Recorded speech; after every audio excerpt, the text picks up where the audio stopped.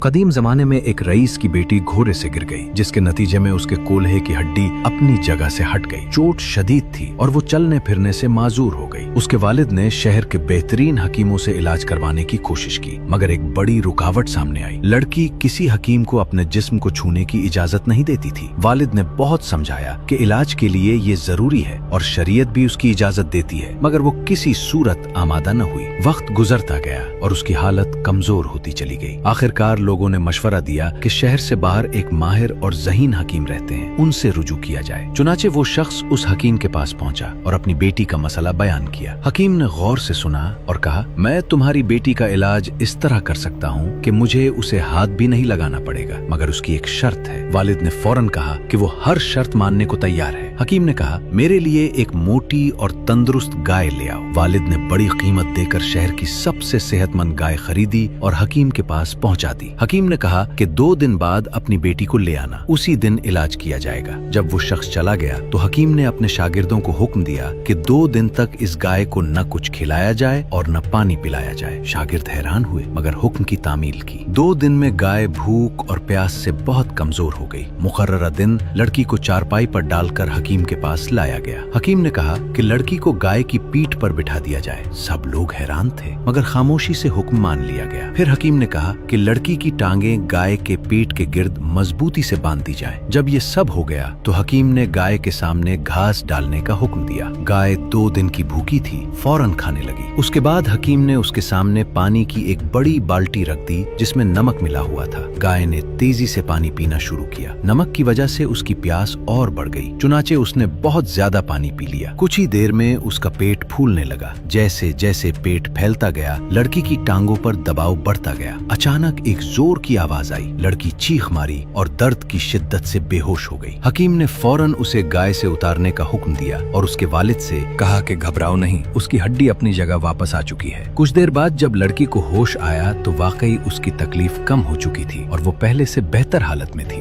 ये गैर मामूली इलाज बू अली सीना की ज़हानत और महारत का नतीजा था, जिनका नाम बाद में पूरी दुनिया में इल्म और हिकमत के हवाले से मशहूर हो गया।